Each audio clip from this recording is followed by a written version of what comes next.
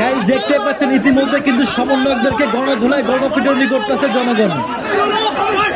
সমন্বয়করা, এই সমন্বয়করাই তো 24 জুলাই আগস্টের নায়ক। মৃত্যুর জন্য প্রস্তুত হও। ছাত্র আন্দোলনে রাজপথে আর জনতা নামবো, কারণ ছাত্রদের আগের কথা আর এখনের কথা তাদের মিল নাই। কিন্তু এখনের ছাত্ররা যেটা করতে চাইতেছে এদের নিজের স্বার্থের জন্য করতে চাইতেছে। এদের যে টার্গেট, আমি মনে করি সর্বোচ্চ এদের অন্তত 2000 লোক হইবে, এর বেশি লোক হবে না। ওরা তো বলতেছে 2 লাখ। 2 লাখ তো দূরের কথা, 2000 হয় কিনা এটি সন্দেহ আছে। 100% বিরক্ত, কারণ তারা আগে যেটা করছে আর এখন যেটা করতেছে এটা কখনোই আগের কাজের সাথে এদের কাজ মিল নেই। এই ইউনূস আসার পরে থেকে, এই আন্দোলনের পরে থেকে, 5 আগস্টের পরে থেকে বাংলাদেশে যা ক্ষতি হয়েছে 100 বছরে তাই পূর্ণ হবে না। 100 বছরে এই ক্ষতি পূর্ণ হবে না। হাসিনা যা করে গেছে এরা তা ধ্বংস করে গেছে। কম্বল নাই? জি না। কম্বল মানুষ দেয় না? দেয় না, কেউ দেয় না। আগে সরকার আসিল, কম্বল দিছে। এখন সরকার নাই, কম্বল দিবে কে? কেন? অন্তর্বর্তীকালীন সরকার তো আছে। এখন সরকার, এই সরকার খাওয়ান তো কম্বল তো ভালো কথা, দুগা খানা চাইলো বিডাই। এখনকার কোনো কেউ খাওয়ান দেয় না। কোন জায়গায় গেলে খাওয়ান ভাই না, কিছু ভাই না, কেউ 2 টিয়া দেয় না। বাংলাদেশটা তো যে ক্ষমতা পায় সেই লুটপাট করে খায়। এই দেশ কখনো, এই বর্তমান যারা আছে এই সমাজের লোক থাকলে কখনো এই দেশ ঠিক হবে না। আমরা আগেই ভালো ছিলাম, ওই আবার শেখ হাসিনার আইন আবার বহন্য দরকার, ওনারা দিয়ে দেখান দরকার যে দেশ কেমন চালায়। দেখো একবারে স্বাধীন করে উল্টে এলাইছে দেশের। কিছু কিছু দেশের লেগে মাত্র 10-15টা মানুষের লেগে আজকে দেশের এই অবস্থা। আগেই ভালো ছিলাম, আগে সব জিনিসের দাম কমা ছিল, এখন সব জিনিসের দাম বাড়তি। একেবারে দেশ স্বাধীন করে কি করছে? মানুষের কষ্ট আরো বাড়াই দিছে। দ্রব্যমূল্যের জিনিসের দামের কমাইতে উনি কি নির্বাচন দিব? উনি নির্বাচন কি দিব? ওনারা কোন সমিতি চালাইতে, উনি সমিতি চালাইতে পারবো? উনি কি বাজার চালাইতে পারবো?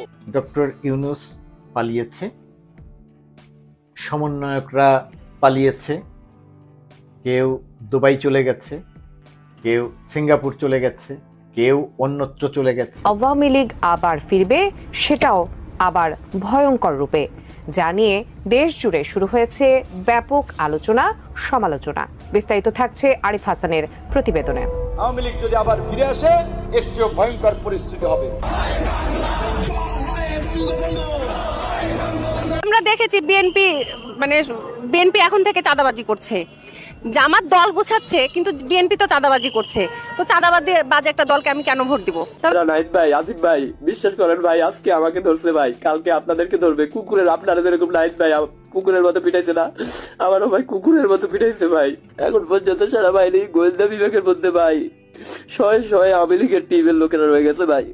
আমরা ওদেরকে চাইলেও কিছু করতে পারবো না। আমার বলতেছে যে তুই এ দেশ ছেড়ে চলে যা, আমার এটা বলতেছে ভাই।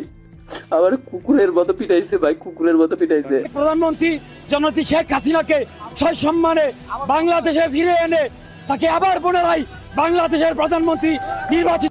আসসালামু আলাইকুম ভিউয়ার্স, সবাই কেমন আছেন? আশা করতেছি আপনারা অনেক ভালো আছেন। তো ভিউয়ার্স, সোশ্যাল মিডিয়ায় এখন যে পরিমাণে আলোচনা হচ্ছে সমন্বয়কদেরকে নিয়ে, ঠিক আছে, এই সমন্বয়ক আজকে ওখানে মার খাচ্ছে, এই সমন্বয়ক ওখানে মার খাচ্ছে, এসব নিয়ে ভিডিও থাকছে, ঠিক আছে।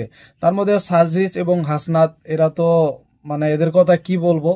তো এই ভিডিওতে অবশ্যই আপনারা দেখতে পারছেন যে বলা হয়েছে যে সার্জিস এবং হাসনাত তারা পালাতে গিয়ে গণধোলাই খেলেন। তো সেই সব নিয়েই থাকছে আজকের এই ভিডিওটি। এই ভিডিওটি আপনারা দেখলে জানতে পারবেন যে এটা গুজব না বাস্তব, ঠিক আছে। তো ভিউয়ার্স, বেশি দেরি না করে চলেন মূল ভিডিওতে চলে যাই। বিএনপির ভুলে 24 জুলাই আগস্টের নায়কদের বড় কিছু ঘটবে। অলরেডি তারা থ্রেটের মধ্যে আছে, তাদেরকে মৃত্যুর প্রস্তুতি নিতে বলা হচ্ছে। বিএনপি অফিসের সামনে লেখা থাকে সমন্বয়করা। এই সমন্বয়করাই তো 24 জুলাই আগস্টের নায়ক। মৃত্যুর জন্য প্রস্তুত হও। দর্শক, সামনে বিএনপি যে ভুল রাজনীতি করছে তাতে এই সমন্বয়কদের সবার ফাঁসি হতে পারে। দেশ সেদিকে যাচ্ছে। অতএব এই ভুল থেকে বিএনপিকে ফেরানোর চেষ্টা আমাদের করতে হবে। এজন্য শিক্ষার্থী জামাত ঐক্য জরুরি। শিক্ষার্থীদের নতুন রাজনৈতিক দল শক্তিশালী হওয়া জরুরি। 75-এর বিপ্লবীদের সবার যেরকম ফাঁসি হয়েছে, প্রায় 2-1 যারা পালাতে পেরেছে যুক্তরাষ্ট্র কানাডায় তারা বাদে, ঠিক তদ্রুপ বিএনপির ভুলে 24-এর নায়কদের সমন্বয়কদের ফাঁসি হতে পারে। দর্শক, বিএনপি অলরেডি সমন্বয়কদের প্রতিপক্ষ বানিয়ে ফেলেছে, তাদের তুচ্ছ তাচ্ছিল্য করছে, তাদেরকে গালাগালি করছে, তাদের অবদান অস্বীকার করছে, তারা কিছু করেনি কথা বলছে। আওয়ামী লীগ তো বলছে যে তোমরা মৃত্যুর জন্য প্রস্তুত হও। এখন বিএনপি যদি সমন্বয়কদের ডিফেন্ড করতো তাহলে তাদের নিরাপত্তা থাকতো, কিন্তু বিএনপিও ডিনাই করছে, আওয়ামী লীগও ডিনাই করছে, দুই দলেরই শত্রু, অতএব সমন্বয়কদের ফাঁসি তো হতেই পারে। আওয়ামী লীগকে নিষিদ্ধের রাজি নয় বিএনপি, আওয়ামী লীগকে নির্বাচনে আনার কথা বলছে। তা আওয়ামী লীগ নিষিদ্ধ না হলে নির্বাচনে আসলে ধীরে ধীরে আওয়ামী লীগ ক্ষমতায় আসতে পারে, ক্ষমতায় এসে ঠিকই 24-এর বিপ্লবীদেরকে ফাঁসি দেবে। বিএনপি শিক্ষার্থীদের এই সমন্বয়কদের ফাঁসির রাস্তা ক্লিয়ার করছে, এটা স্পষ্টতই আমি দেখতে পাচ্ছি। এজন্য বিএনপি যাই বলুক, আওয়ামী লীগকে নিষিদ্ধ করতে হবে, তারপরে আমাদের হিসাব নিকাশ সামনে আসবে। আওয়ামী লীগকে আর রাজনীতিতে পুনর্বাসন করতে দেওয়া যাবে না। হ্যাঁ, আওয়ামী লীগের বিচার হওয়ার পর যদি আওয়ামী লীগ অনুতপ্ত হয়ে আসে একটা রিকনসিলিয়েশনের মধ্যে দিয়ে, তাহলে আওয়ামী লীগ এসে সে ফাঁসি দেওয়ার মতো ধৃষ্টতা দেখাতে পারবে না। কিন্তু আপনি এই এবছর নির্বাচন চান, সেই নির্বাচনে আওয়ামী লীগকে চান, এত সোজা? এটা হতে দেওয়া যাবে না, এটা জামাত শিক্ষার্থী মিলে ঠেকিয়ে দিতে হবে। গণ অধিকার পরিষদের একাংশের সেক্রেটারি সাধারণ সম্পাদক জনাব রাশেদ খান একটা কথা বলেছেন। এই কথাটা তাৎপর্যপূর্ণ, যদিও তার কথার মধ্যে অনেক বিচ্যুতি আছে। বিপ্লব ব্যর্থ হলে আওয়ামী লীগ সবাইকে ফাঁসিতে ঝুলাবে, রাশেদ খান কথা বলছেন। এই কথাটা সবাইকে ঝুলাবে এটা না, বিপ্লব ব্যর্থ হলে আওয়ামী লীগ সমন্বয়কদের ফাঁসিতে ঝুলাবে, আর এই সমন্বয়কদের সাথে শিবিরের কিছু নেতাদের ফাঁসিতে ঝুলাবে, আর কাউকে না। বিএনপি, গণ অধিকার পরিষদ, রাশেদ, বিশেষ করে ভিপি নুরের অনেক অবদান আছে, কিন্তু তাকে ফাঁসিতে ঝুলাবে এটা মনে করি না। বিএনপির কাউকে কিচ্ছু বলবে না, এটা তো আওয়ামী লীগ অলরেডি বলেছে। আওয়ামী লীগের কোনো ক্ষোভ বিএনপির প্রতি নেই।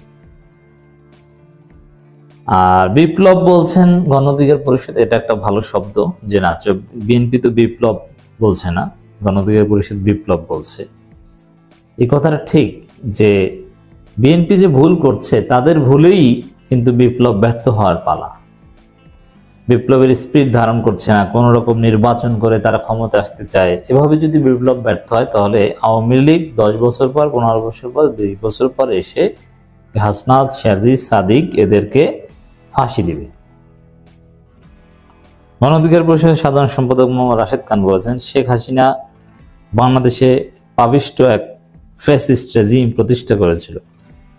আওয়ামী লীগ 16 বছরে দেশে লুটপাট, চাঁদাবাজি, গণহত্যা, গুম খুনের ভয়াল রাজত্ব কায়েম করেছিল। শেখ মুজিব একবার 71 পরবর্তী দেশে গণহত্যা চালিয়েছিল। জাসদ সহ বিভিন্ন দলের 30,000 নেতাকর্মীকে হত্যা করেছে। 24 সালে এসে হাসিনার নেতৃত্বে দ্বিতীয়বার গণহত্যা চালানো হয়েছে। ফ্যাসিস্ট আওয়ামী লীগ 2 বার দেশে গণহত্যা চালিয়েছে, তৃতীয়বার আওয়ামী লীগকে গণহত্যার সুযোগ দেব না। আর এই সুযোগ যদি না দিতে হয় তাহলে আওয়ামী লীগকে নিষিদ্ধ করতে হবে। হ্যাঁ, গণ অধিকার পরিষদের অনেকে আওয়ামী লীগকে নিষিদ্ধ চায়, কিন্তু তাদের বস বিএনপি তো চায় না। রাশেদ বলেন, দেশে আওয়ামী লীগ রেজিমের পতন ঘটেছে, দেশে আর তাদের রাজনীতি চলবে না। এই কথাগুলো স্পষ্টভাবে বলতে হবে, নইলেই কিন্তু ফাঁসির ঘটনা ঘটবে। 10 বছর 20 বছর পর হলো। জুলাই 75-এর সেই ঘটনার পর ফাঁসি হয়েছে কত পরে এসে, একেবারে 2010-এর পরে এসে। তাহলে বুঝেন, জুলাই বিপ্লবে সম্পৃক্ত রাজনৈতিক দলগুলো যদি ঐক্য ধরে রাখতে না পারে তাহলে বিপ্লব ব্যর্থ হবে। আর বিপ্লব ব্যর্থ হলে আওয়ামী লীগ আবার দেশে ফিরে কাউকে রেহাই দেবে না, কাউকে ফাঁসিতে ঝুলাবে। তাই নিজেদের মধ্যে একতা ধরে রাখুন। চাঁদাবাজের বিরুদ্ধে, টেন্ডারবাজের বিরুদ্ধেও বলছেন। রাশেদ বলেন, দেশে এখন তারুণ্য নির্ভর পরিবর্তন রাজনীতি শুরু হয়েছে। এখানে একটা বিষয়, তারুণ্য নির্ভর রাজনীতির মূল ভিত্তি ছিল এই গণ অধিকার পরিষদ। তারাই প্রথম তারুণ্য নির্ভর রাজনীতির কথা বাংলাদেশে বলেছে। এখন তারুণ্য নির্ভর রাজনীতি বলতে গণ অধিকার পরিষদকে কেউ মিন করে না, এই অবস্থান তারা হারিয়েছে বাংলাদেশ থেকে। এখন তারা বলছে আপনারা কেউ কিংস পার্টি গঠন করার চেষ্টা করছেন, এটা যদি আপনারা করেন সর্বশক্তি দিয়ে প্রতিহত করবে দেশের মানুষ। কিংস পার্টিকে দেশের মানুষ গ্রহণ করবে না, কারণ তারা সরকারের সুবিধা। দেখেন এখানে কোনো কিংস পার্টি গঠন হচ্ছে না। আর বাংলাদেশের ইতিহাসে কিংস পার্টির সফলতার ইতিহাস রয়েছে। সবচেয়ে বর্তমানে সফল দল, সবচেয়ে বড় দল, তারা একটা কিংস পার্টি ছিল, যেমন বিএনপি। বিএনপি হচ্ছে পৃথিবীর ইতিহাসে সফলতম কিংস পার্টিগুলোর মধ্যে একটা। আর তারুণ্যের রাজনীতি বলতে মূলত এখন এই যে নাগরিক কমিটি, বৈষম্যবিরোধী ছাত্র আন্দোলন, তাদের রাজনীতি বোঝায়। এবং গণ অধিকার পরিষদের একেবারে নিউক্লিয়াস যারা, তারা ছেড়ে চলে গিয়েছে, তারা এখন ওই নাগরিক কমিটিতে আছে। অতএব এটাকে কিংস পার্টি বলে প্রতিহত করবে অমুক্তম, এটা কিছু না, কিংস পার্টি না। আর কিংস পার্টি যদি হয়েও থাকে, সেটা প্রতিহত আপনারা কিচ্ছু করতে পারবেন না, প্রতিহত করা কোনো শক্তি নৈতিক দিয়ে কিচ্ছু রাখেন না। তো কিংস পার্টি না। আর কিংস পার্টি যদি হয়ে থাকে, এটাকে আপনাকে বুঝতে দেবে যে সরকার পৃষ্ঠপোষকতা করে? মোটেও বুঝতে দেবে না। আর ওরা একটা দল গঠন করবে, ওরা কি এখন এই সরকারের বিরোধিতা করবে? সবাই তো এই সরকারের পক্ষে, তারপরে এই সরকারের যৌক্তিক সমালোচনা করছে। একটি পদত্যাগপত্র সামাজিক যোগাযোগ মাধ্যমে রীতিমতো ভাইরাল হয়ে গেছে। ডক্টর ইউনূস পদত্যাগ করেছেন, সেই পদত্যাগপত্র ভাইরাল হয়ে গেছে এবং সেটি নিয়ে আলোচনা এতটাই তুঙ্গে উঠে গেছে যে বলা হচ্ছে ডক্টর ইউনূসের পদত্যাগপত্র রাষ্ট্রপতির কাছে গিয়েছে। ডক্টর ইউনূস পদত্যাগ করে চলে যাচ্ছেন। পরবর্তীতে কি হচ্ছে সেই আলোচনায় এই ভিডিওতে করব। দর্শক থাকবেন পলিটিক্স টিভির নিয়মিত আয়োজনে।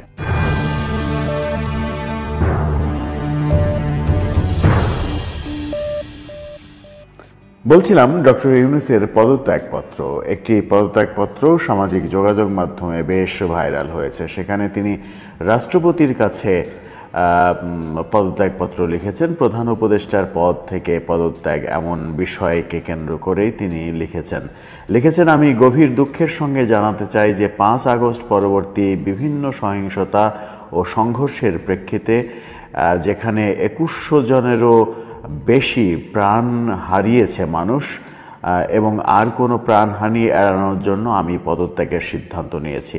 আমি বাংলাদেশের প্রধান উপদেষ্টার পদ থেকে পদত্যাগ করছি। এই ঘটনাগুলোতে আমি সম্পূর্ণ দায়িত্ব স্বীকার করছি এবং দেশের জনগণের নিরাপত্তা ও কল্যাণের আমার অঙ্গীকার সবসময় অটুট থাকবে। গত 1 মাসেরও সময় অধিক আমি আপনাদের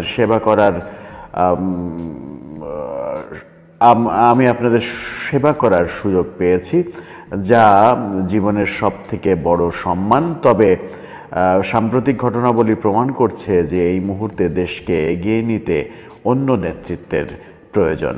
আমি আশা করি আমার পদত্যাগপত্র বাংলাদেশের উন্নয়নে নতুন পথ খুলে দেবে এবং শান্তি প্রতিষ্ঠিত করবে। এই কঠিন সময়ে আমার সরকার যা কিছু করেছে তার জন্য আমি গভীরভাবে অনুতপ্ত। আমি সব বাধ্যবাধকতা মেনে নিচ্ছি এবং সিদ্ধান্ত বাংলাদেশের বৃহত্তর স্বার্থেই নিয়েছে। বিনীত মোহাম্মদ ইউনূস, ডক্টর মোহাম্মদ ইউনূসের স্বাক্ষর। এই যে পদত্যাগপত্রটি প্রধান উপদেষ্টার প্যাডে পদত্যাগপত্রটি ভাইরাল হয়েছে, এটি কি আসল নাকি ফেক, সেই আলোচনা চতুর্দিকে চলছে। পদত্যাগপত্রের যে ভাষা, দায় স্বীকার করার যে ভাষা,